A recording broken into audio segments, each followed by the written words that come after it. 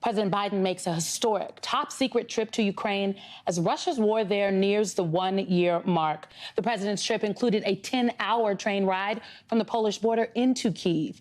Now, this is Biden's first visit to Ukraine since the war began, and it's the first from a modern-day president to an active war zone with no U.S. military presence on the ground or in the air.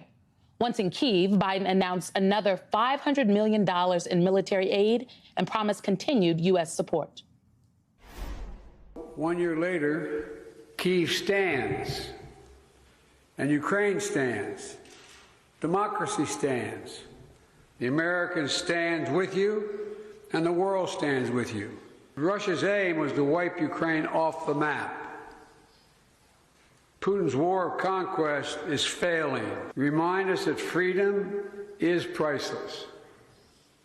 It's worth fighting for as long as it takes, and that's how long we're going to be with you, Mr. President, for as long as it takes. Let's get more on Biden's visit from NBC's Kristen Welker. The momentous day starting with President Zelensky and the First Lady of Ukraine greeting Mr. Biden. Uniformed Ukrainian military officers lining the streets as the two presidents walked through the Ukrainian capital, locked down for security. Air raid sirens in the distance. Then this dramatic moment, laying a wreath at the wall of remembrance for fallen Ukrainian soldiers, punctuated by a moment of silence. Tonight, we're learning more about the risky operation that was months in the making.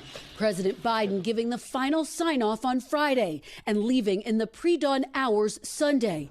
These newly released images showing him arriving in Kyiv after a 10-hour train trip across the Ukraine border.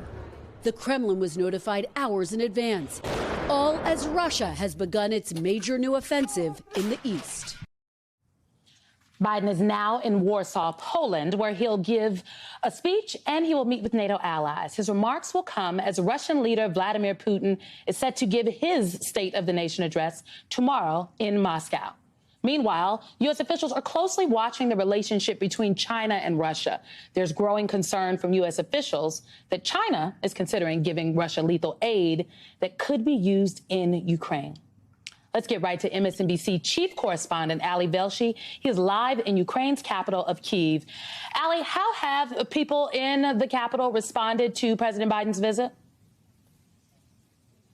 Very warmly, Simone. This was the sort of the little extra push that they needed. There's certainly no doubt in Ukraine, as I spoke to people a year ago and now, there's no doubt amongst Ukrainian people that this war is being prosecuted with Ukrainian determination, but with remarkable resolve and assistance and weaponry and training from the West, from America, from NATO. But nobody takes that for granted. And the idea that in a particularly difficult week that Ukrainians are expecting will be tough, that Joe Biden would come here. And that point you noted in the beginning, that this is the first time a president has come to a war zone in which there's no U.S. military presence, no active military presence on the ground. So he was at the mercy of everybody else doing the right thing, including the Russians taking that deconflicting message and not doing anything while Biden was in town. Remember, there were air raid sirens while he was here. So to see just over here, which is where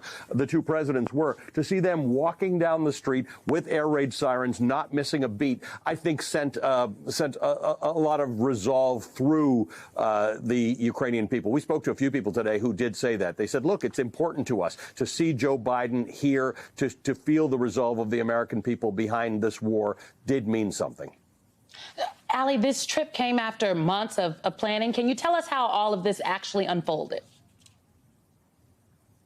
I mean, it's crazy. It not only reads like a thriller, how this actual trip was executed, but the idea that it had various different groups involved from the Pentagon, the White House, and the Ukrainians, and it, A, didn't leak, and B, got carried out in a very, very difficult week is really something. This 10-hour train ride, you know as well as anyone else, Joe Biden loves the train, but this was fraught with issues all the way through the Ukrainian country. countryside from Poland, through and past Lviv into Kyiv, and then being met at the train station here and brought into a city that was basically under lockdown. That hasn't even been the case in Kyiv since the beginning of this war. So this was really, really a meticulous piece of planning that was undertaken. And of course, the president had the final sign-off, but it was clear that even last year in Poland, when Joe Biden was there at the beginning of the war, he had wanted to go into Ukraine, and the safety situation was such that it wasn't doable. So they spent months and months planning